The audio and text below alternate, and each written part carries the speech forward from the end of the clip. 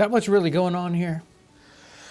Okay, we're going to find out. Welcome back to this fourth episode of the Nutmeg Tavern Book Club. And we're covering the autobiography of Benjamin Franklin.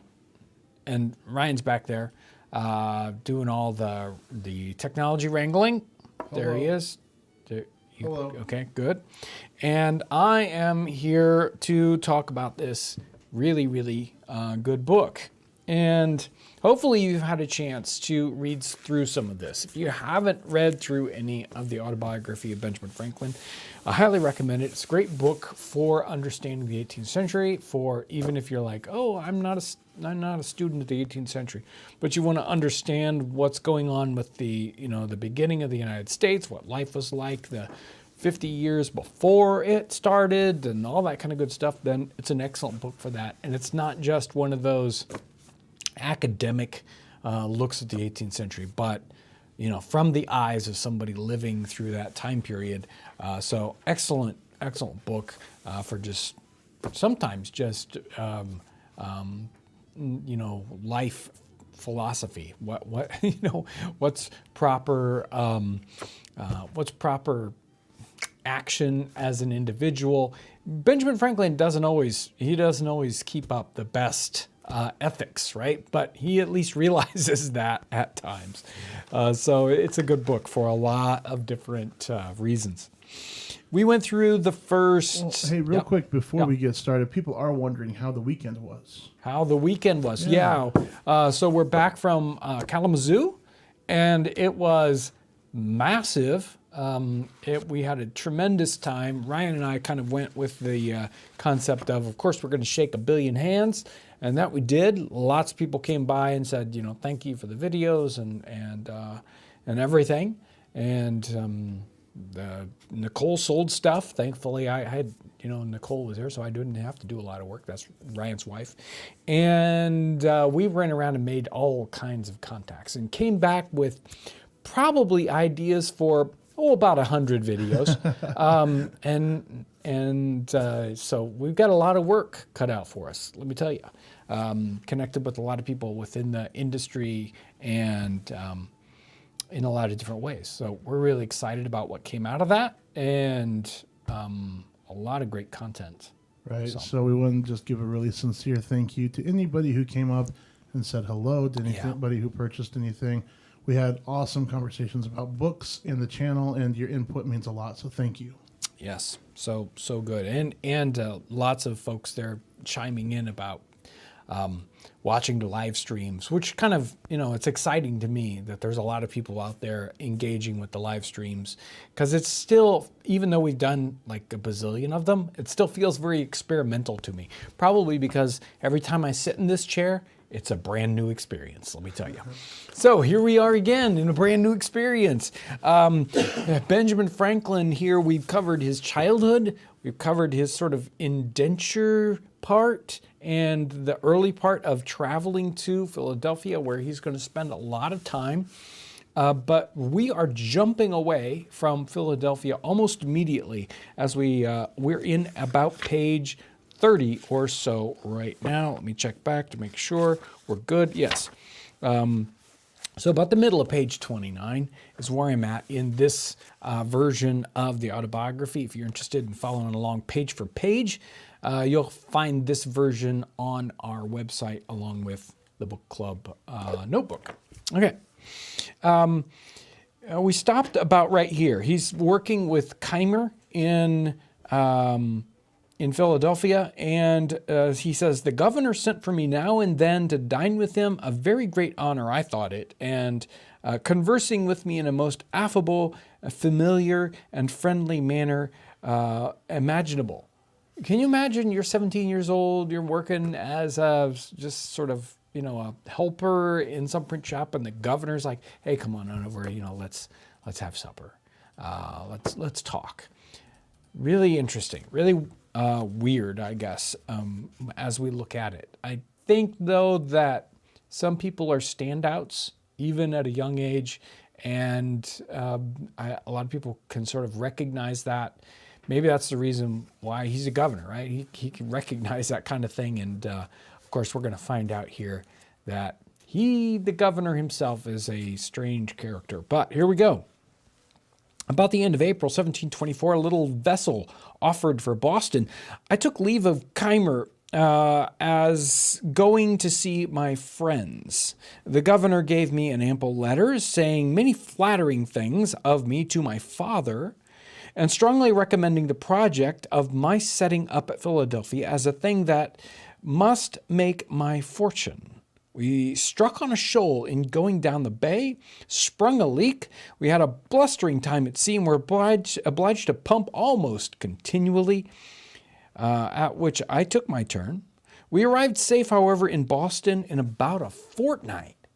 That surprised me as I was reading here. A Philadelphia to Boston ship ride is taking 2 weeks. That's quite a trip. So I don't know if something else happened in the middle here, but it sounds like a long period of time. Anyway, I've been absent about 7 months, and my friends had heard nothing of me. And then I'm going to skip ahead to where he goes. So everybody's surprised to see him except his brother. He says, I went to see him at the printing house.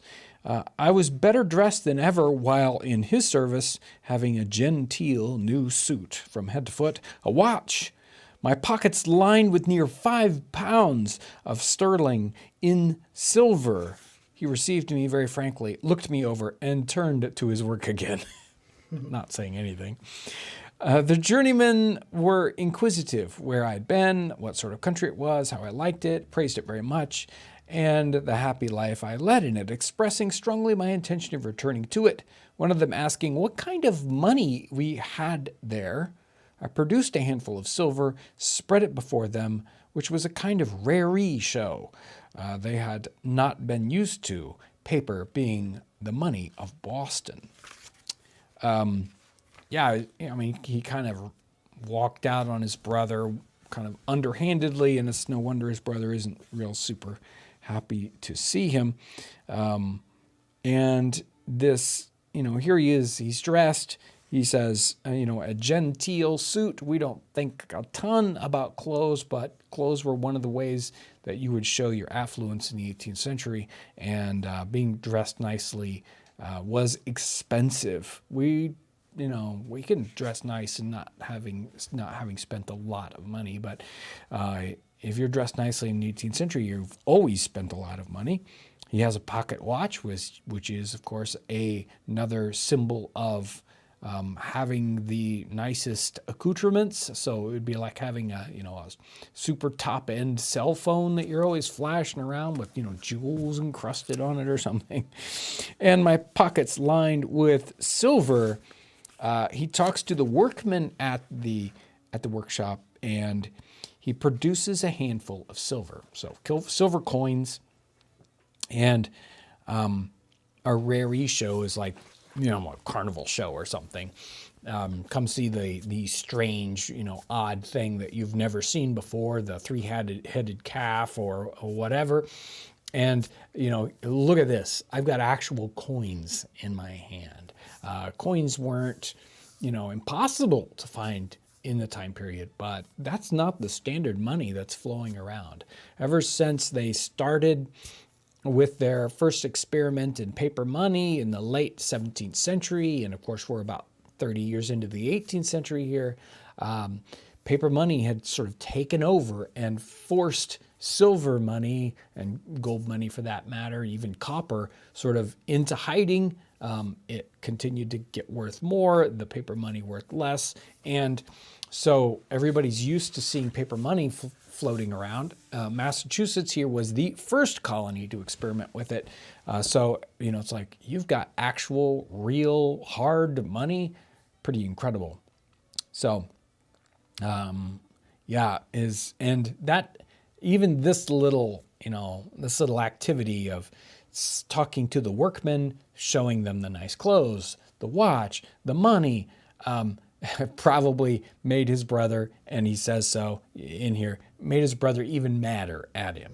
It's like, don't show my employees that you can make a lot more money someplace else. That's not helpful to me. So he really should be a little more careful with his brother. His father, he gives his father the letter from the governor, and his father is impressed with it one way, but thinks it's ridiculous in another. He says, my father received the governor's letter with some apparent surprise, but said little of it to me for some days. And then he asks somebody else about the governor there. He says, adding his opinion that he must be of small discretion to think of setting a boy up in business who wanted yet 3 years of being at man's estate. His father wasn't, he was sort of impressed by it, but he's like, what are you talking about? This guy thinks an 18-year-old in the time period, somebody who really isn't quite there yet, really should be set up in business. I don't think so. And then sort of writes him back later on when he goes back and says, yeah, maybe in a couple of years we'll look at that. But he did write the governor back. He didn't want to sort of snub him or anything like that. Too young. He was too young to be trusted with the management of a business so important and which preparation must be so expensive. And he had some idea because his brother just came back from England with the whole printing shop set up. So he probably knew basically to the penny exactly how much it takes to set up as a printer. So that was good. He talks about some friends he works with here, and he runs into Colin again, who he's friends with for a long time, and they head back to New York and to continue to go on back to Philadelphia, and Colin comes along with him, and this person who was just a great, wonderful friend of his really has gone downhill and starts to cause him a lot of trouble with gambling and drinking and borrowing money. So the first two were fine, as long as you don't do that last one. He ends up, there's an interesting section here where he has a friend of his, he says, a friend of his, one Vernon, having some money due him in Pennsylvania, about 35 pounds of currency, desired I would receive it for him and keep it till I had his direction what to remit it in. Accordingly, he gave me an order. This afterwards occasioned me a great deal of uneasiness. So if you had, money, there's no way of sort of transferring money, or there isn't no way, but there aren't easy ways of transferring money across these colonies. They are like their own little countries, and even today we have systems to exchange money from country to country. They didn't really have that to any great extent. And so you kind of had to go and claim your money. And if you weren't traveling down there, what are you going to do? You could at times have a three-way transaction and say you wanted something else. Somebody owed you money in Philadelphia. You wanted somebody to send you something from Philadelphia. You would say, hey, can you go and collect the money to be paid for the thing you're going to send me? There are those sort of three-way transactions going on in that time period. Here he's like, well, you're headed there anyway. You can act as my agent. And he writes up an order to that effect. Here's a letter that says, I hereby, allow Benjamin Franklin here to reclaim this debt. And, he gets to Philadelphia and cashes that in and causes him problems. Let's see here. Yeah, there was this on the trip back, there was this little interaction here. At Newport, we took in a number of passengers for New York, among which were 2 young women, companions, and a grave, sensible, matron-like Quaker woman with her attendants. I was shown an obliging readiness to do her some little services, which impressed her, I suppose, with a degree of goodwill toward me. Therefore, when she saw a daily growing familiarity between me and the 2 young women, which they appeared to encourage, she took me aside and said, "Young man, I'm concerned for thee, as thou hast no friend with thee, and seems not to know much of the world, or the snares of youth is exposed to. Depend upon it, those are very bad women. I can see it in their actions. And if thou art, or if thee art not upon thy guard, they will draw you into some danger. They are strangers to thee. I advise thee, in a friendly concern for thy welfare, to have no acquaintance with them." Now, I could see many 17 or 18-year-old being taken aside by, some older person on board ship, and it's like, those two young females over there are trouble. And I could see the average 17 or 18-year-old like, yeah, right, sure. Oh, yes, I'll take heed of them, and, not paying attention whatsoever. But he distances himself from those females. And then, it turns out that they were bad. They had stolen things from the captain's cabin. And so he, like he says here at the end, so though we had escaped a sunken rock, which we scraped upon in our passage, I thought this escape of rather more importance to me. So, while it was, there's dangerous sailing around and who knows what could happen, this little interaction could have been much more dangerous to him. So here he runs into, talks about him running back into Colin, sort of Colin shows up. But I think we're in New York here. And another one of these interactions. So he was introduced and, had supper with and again, he's 17, 18 years old, with the governor down there at Pennsylvania. And then here he is in New York. The then governor of New York, Burnett, son of Bishop Burnett, hearing from the captain that a young man, one of his passengers, had a great many books, desired he would bring me to see him. And I waited upon him accordingly, and should have taken Collins with me, but he was not sober. The governor treated me with great civility, showed me his library, which was a very large one, and we had a good deal of conversation about books and authors. This was the second governor who had done me the honor of taking notice of me, which, to a poor boy like me, was very pleasing. Interesting that the thing that connects people, it's like, oh, you want to meet this person, is because they have a lot of books. So apparently the way to get anybody's attention in the 18th century was to travel with your library. But you've got to understand that most people didn't have very many books at all.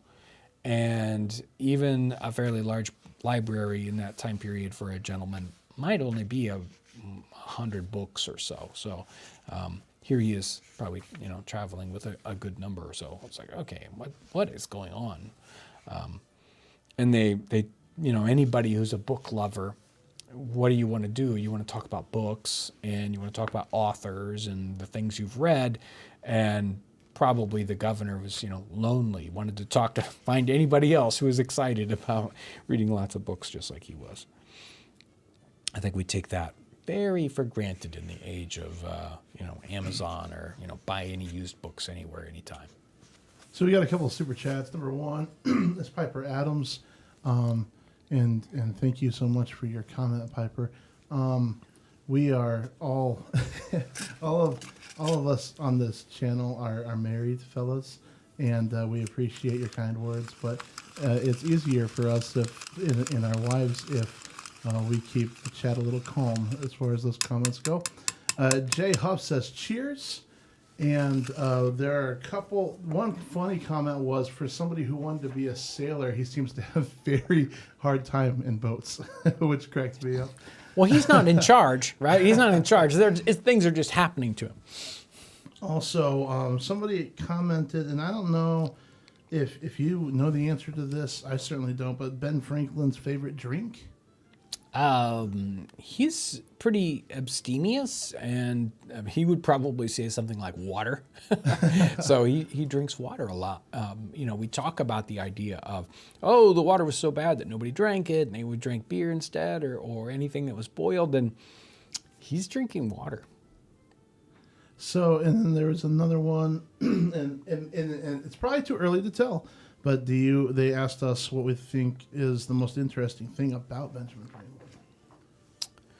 Well, I've talked about it in the beginning. I think one of the most interesting things about him is that he, rises to great prominence as a politician, as a statesman, as a scientist, as a businessman, philosopher, and he is just, like he said in here, a very, very common person from a very common family. So I think that's one of the most interesting things. He sort of rises to prominence from simple roots. I think that most people are kind of impressed with the fact that he doesn't pick one area of interest and stay there, but he travels around and he does great things in several different areas, and he's just always thirsty for more knowledge. Yeah. Somebody asked if you know how much a popular book was in that time period by today's dollar standards. It, of course, could vary a lot. A simple little book might be, I think, I don't have a primitive cookery. Does it? I think it said 1 shilling or 5 shillings on the front of it.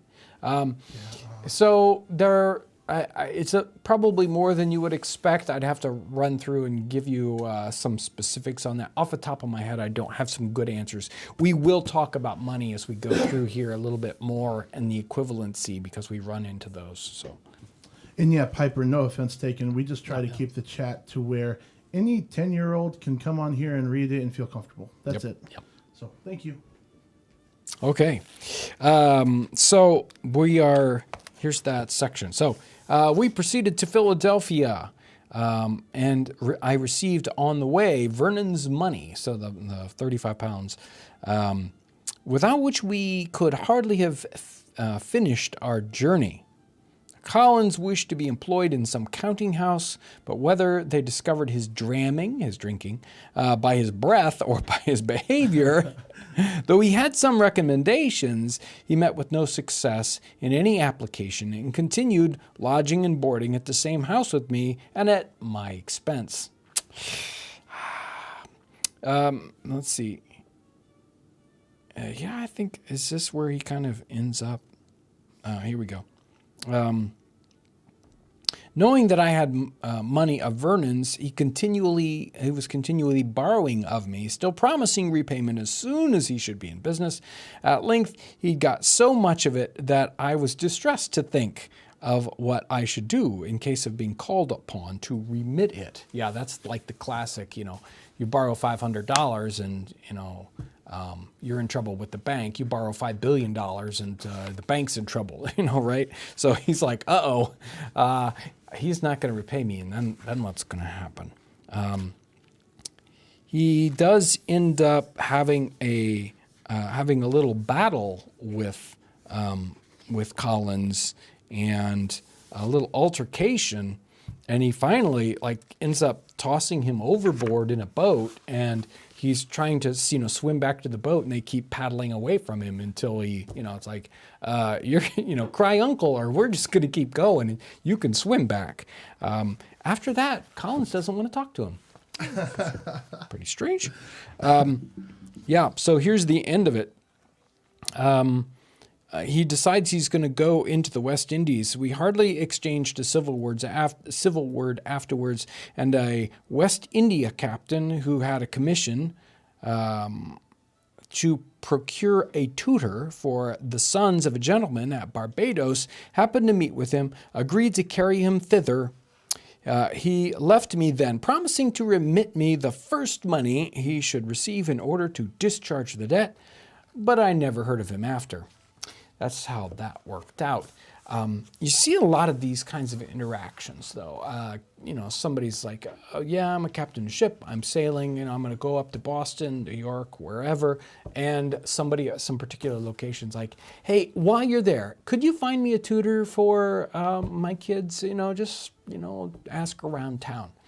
And things were a lot smaller then. So he might just walk into the, as it were, post office of the time period, go into the tavern and, go up to the bar. It's like, I'm just out of Barbados and, I'm looking for a tutor for somebody down there. You got any ideas? And, it's like, oh, yeah, talk to XYZ over there.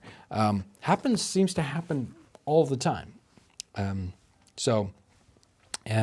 sort of hire him on. It's like, close enough. You're hired. Come with me, and we'll set you up down there, sight unseen. I'm sure that it worked out great for Collins. The breaking into this money, Vernon's money, was one of my greatest first errata of my life, which is an error. This affair showed that my father was not much out of his judgment when he supposed me too young to manage business of importance. But Sir William, I think he's Sir William Keith, the governor in Philadelphia, on reading his letter said he was too prudent. There was a great difference in persons, and discretion not always accompanying years, nor was youth always without it. And since he will not set you up, says he, I will do it myself. Give me an inventory of the things necessary to be had from England, and I will send for them. And you shall repay me when you're able. I am resolved to have a good printer here, and I am sure you must succeed. So here's a governor saying, well, your father's not going to set you up. I'll do it. No problem. I'm flush. We'll just set you up. We skip ahead to, I presented him with an inventory of a little printing house, amounting by my computation to about 100 pounds sterling. He liked it, but asked me if my being on the spot in England to choose the types and see that everything was good of the kind might not be of some advantage. Then, says he, when there, you might make acquaintances and establish correspondence in the booksellers and stationery way. I agreed this might be advantageous. Then he says, get yourself ready to go with the Annis, which is a particular ship that sails back and forth. So 100 pounds sterling to set up a print shop. What do you think, Ryan? In today's money, you're going to set up a print shop down the road here, maybe in town in Pearston. What do you think it's going to cost to set up? Let's make a print shop. Wow. Including the facility, just the building itself? Renting and, whatever. Oh, wow. I'm putting them on the spot. Yeah, a couple 100,000, easy. Well, the 100 pounds would equate to $30,000 today.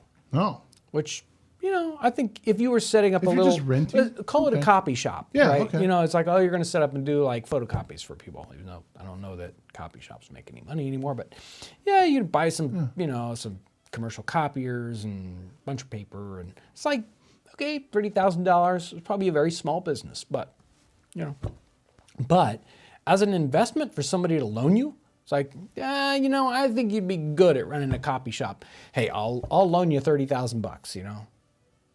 Okay, I don't think that's going to happen. That would be uncomfortable. That would definitely be uncomfortable. So there he is. He's got, he would have to set up, and he'd have to get a press. He'd have to get the type set, the fonts, as it were, and rental of the building and all that good stuff. So let's see. He mentions going back to work for Keimer for a little while that ship that sails once a year basically is getting ready. So he goes back to work for a couple of months. And then he kind of like, he has a rabbit trail, and he's like, wait a minute, I forgot something. And he goes back to it. I believe I've omitted mentioning that in my first voyage from Boston, being becalmed off Block Island, our people set up about catching cod and hauled up a great many. Hitherto, I had stuck to my resolution of not eating animal food, and on this occasion I considered, with my master Tryon, the taking every fish as a kind of unprovoked murder. since none of them had or ever could do us any injury that might justify the slaughter. All this seemed very reasonable, but I had formerly been a great lover of fish, and when this came hot out of the frying pan, it smelt admirably well. I balanced some time between principles and inclination, till I recollected that when the fish were opened up, I saw smaller fish taken out of their stomachs. Then I thought, hey, if you eat one another, fish, if you fish eat one another, I don't see why I might not eat you. So I dined upon cod very heartily and continued to eat with other people, returning only now and then, occasionally, to a vegetable diet. So it's like, with some, he reasoned his way into the idea of being a vegetarian. Here he reasons his way out of being a vegetarian, and then very thoughtfully, he says this, which maybe this is one of those things where you're looking back on it, it is 30 years later or 20 years later. So convenient a thing it is to be a reasonable creature, since it enables one to find or make a reason for everything one has a mind to do, right? So it's like, I think it'd be really good if I bought a brand new car. Oh, I could save money because, it's like, yeah. Oh, wait, that's on sale? Yeah. Oh, I'm saving money. Right, I'm saving money. So here it's like, the fish eat other fish, so therefore I should be able to eat them. He liked fish. He liked the smell of fish. So do I. He's working with Keimer, and he has this little interaction with him in, if you remember back at least one episode ago, Keimer was, inventive in religious thought. And there is certainly a lot of, very, very orthodoxy going on in our time period, very set churches. But in England in the 17th century, so about 100 years previous, there have been a lot of new sort of divisions in Christianity, or even, non-Christianity for that matter, little, new pockets of religious ideas and new churches being set up, new kinds of Christianity. Well, Keimer is thinking he wants to set up his own church. I've got ideas about what the Bible says here, and so maybe we're going to have our own kind of church. And since he had spent a lot of time having these intellectual conversations with Benjamin Franklin, and Franklin was using the Socratic method on him all the time and catching him in logical traps, and he said, I know, I'll set this thing up and you can refute all the naysayers. So it's like, I'll have the fun making up all the doctrine here, and you defend it with your good thinking. Benjamin Franklin even seems to think, okay, that sounds interesting, but only if you do a couple of things. And one of the things he sets him up with is maybe it should be vegetarian. Let's be vegetarians. And so poor Keimer here is, he really likes his food, and Benjamin Franklin puts him through the ringer for a couple of months with vegetarianism. But this part is very interesting. So Keimer wore his beard at full length, because somewhere in the Mosaic Law, it says, "Thou shalt not mar the corners of thy beard." So wearing beards in the 18th century is not common at all. If you look at the artwork, you do not find generally English or English descent kind of people wearing beards. If you see them in the art of that, it's generally pointing to other cultures. So, you might see somebody that's Jewish wearing a beard. It's almost like a little, it's like almost like a costume that you would be able to identify somebody in an image that way. Maybe somebody with a French, and they would specifically have, a mustache or something like that. So for Keimer to be wearing a beard is kind of strange in this time period, and we know that possibly also because Benjamin Franklin points it out. if it was common for people to wear beards, he wouldn't have bothered to talk to us about it or tell us that. But we certainly had this little problem with the food. He finally decides, Keimer decides he's done with vegetarianism, and he's going to have a sort of a little mini feast. And he's going to invite Benjamin Franklin, a couple of women friends of theirs, and they're going to have this thing. So he says, poor Keimer suffered grievously, tired of the project. He longed for the flesh pots of Egypt. He wanted to go back to eating regular food, and ordered a roast pig. He invited me and 2 women friends to dine with him, but it being brought too soon upon the table, he could not resist the temptation and ate the whole thing before we got there. Whew, he must have been really hungry. Poor Benjamin Franklin really put him through it. He does talk about his courtship. He doesn't spend a lot of time talking about it. Courtship with Miss Reed, his future wife. But the mother, knowing that he is headed to England in a couple of months, kind of keeps them distant on purpose. I don't know that he sounds too upset by that. It's like, well, you guys can think about this a lot more after you come back. It's wise. Yeah, I think it's wise. Yeah, it is wise. It is wise. He runs into, he gets more friends here, a circle of friends, and they're all lovers of reading. And they sort of, write poetry just to practice that and judge it with it's like, well, you write a piece, I'll write a piece, and then we'll criticize each other. So he has some issues there. Bunch of beatniks. Yeah, well, sometimes you got to do that. I did all he says to one of them, about one of them, I did all I could to dissuade him from being a poet. But he continued scribbling verses until Pope cured him.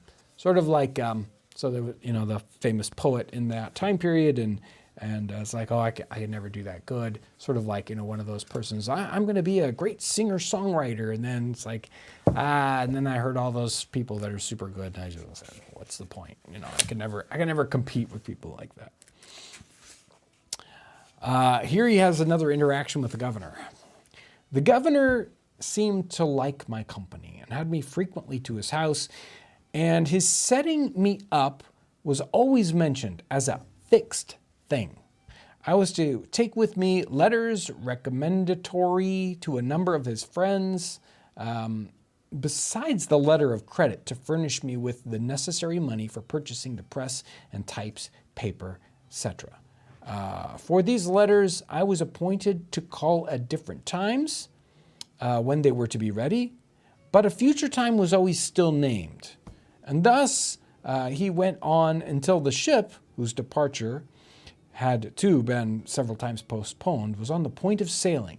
And then when I called to take my leave and receive the letters, his secretary, Dr. Bard, came out to me and said the governor was extremely busy in writing, and he would be down at Newcastle before the ship, and there the letters would be delivered to me. So it's always one of those, it's like, pick those letters up on Tuesday. They're not ready. Wednesday, Thursday, Friday. Nope, not ready. Your ship's like ready to sail. Well, the ship is going to sail, but it's going to touch a couple times before it really takes off. We'll meet you just before you go into the ocean.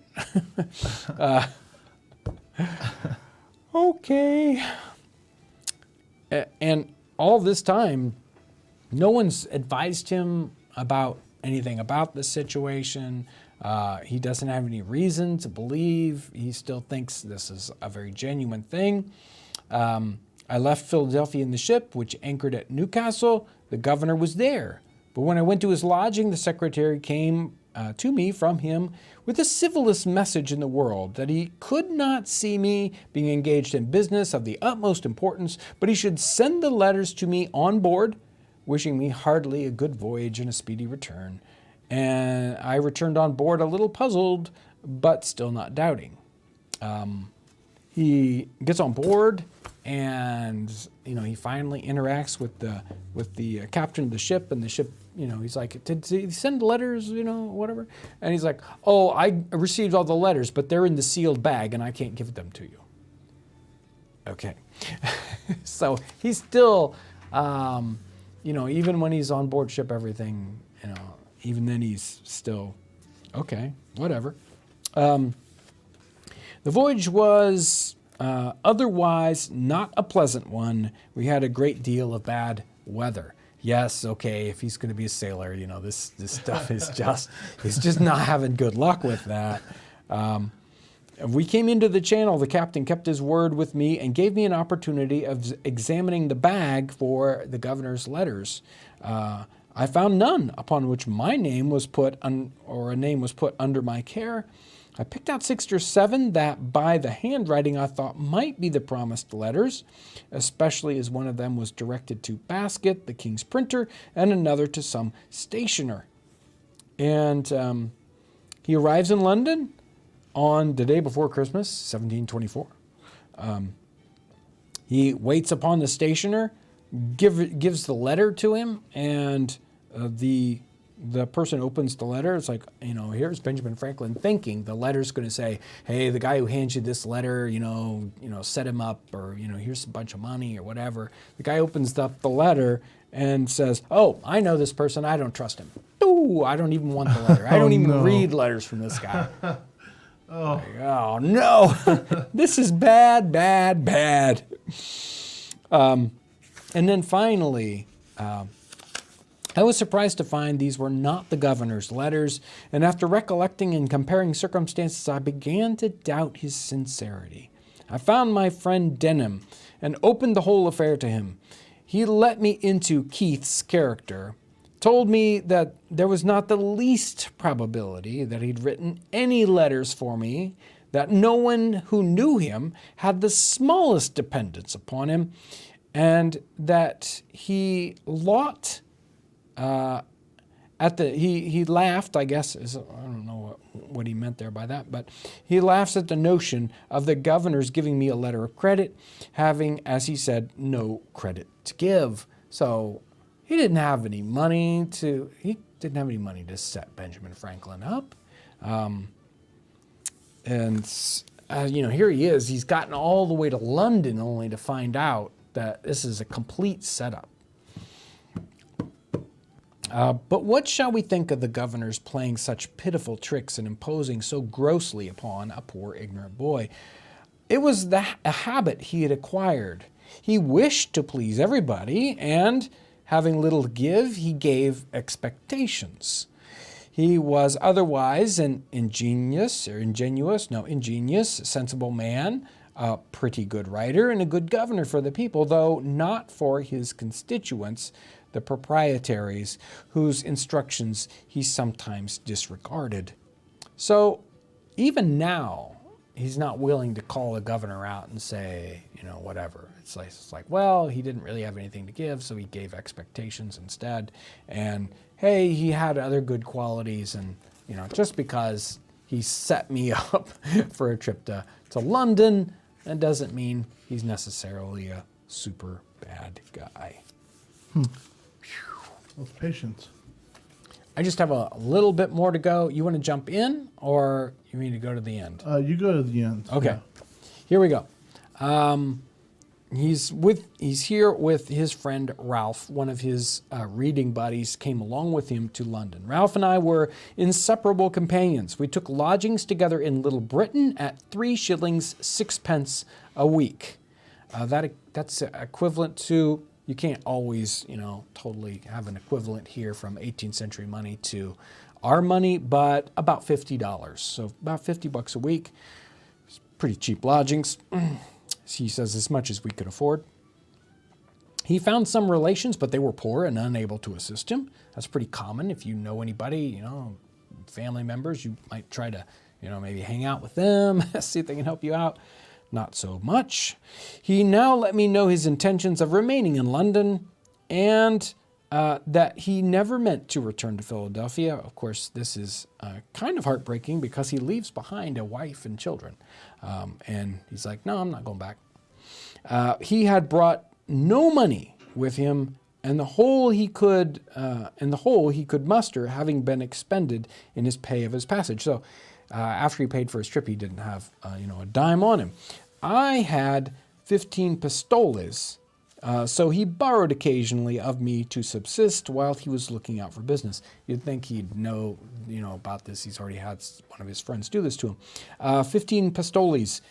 Pistoles are a small gold coin, a little bit smaller than a guinea, like 3/4 of a guinea, worth about 16 or 17 shillings apiece. A guinea's worth 21. So what he's got here is about the equivalent of $3,000 in today's money. It's enough to get you by for a little while, but that's all he's got. With rent that cheap, it's enough, yeah, for sure. Right. If now today, it Yeah. would be like, oh, Yeah. no. Whoop. Yeah, I've got about 2 days worth of money here. Right. Ralph endeavored to get into the playhouse. So he thought he would be an actor. He tries to do that. He tries to be a writer and write for a weekly paper like The Spectator, and that didn't work out so good. He endeavored to get employment as a hackney writer or a cheap book writer. Maybe doing copy work for stationers or lawyers, but he could find no vacancy. And this is the last section I'm going to read here. I immediately got into work at Palmer's, so Benjamin Franklin found a job right away. Then a famous printing house in Bartholomew Close, and here I continued near a year. I was pretty diligent, but spent with Ralph a good deal of my earnings in going to plays and other places of amusement. We had together consumed all my pistoles, and now just rubbed on from hand to mouth.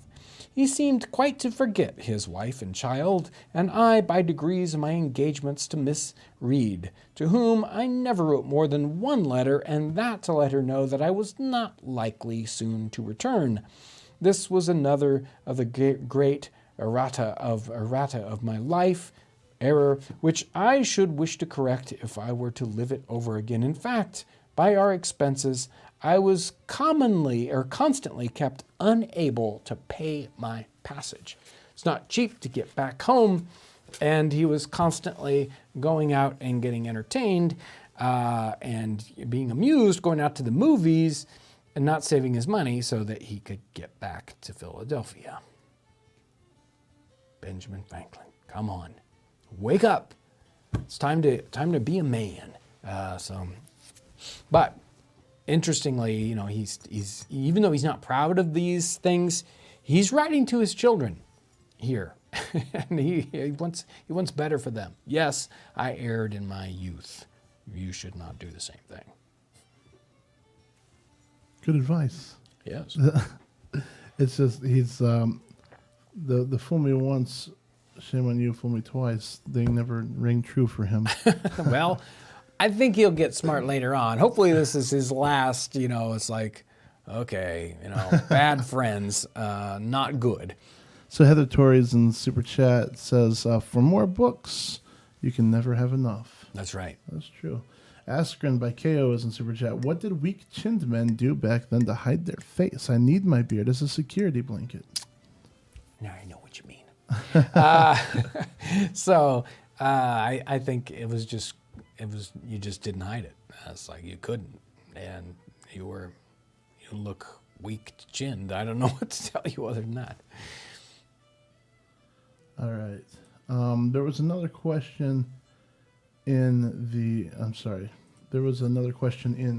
the chat earlier about, with all of the work that needed to be done, did children have a lot of time to spend with their parents, and the parents have fun with their kids that they play?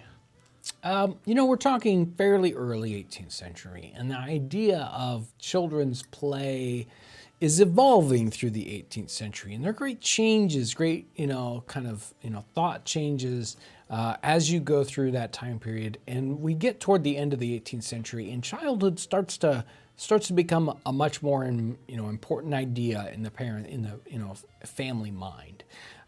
So we definitely start to see more playtime, as it were, in the last couple of decades of the 18th century and into the early 19th century, at least with people who had enough means to do that.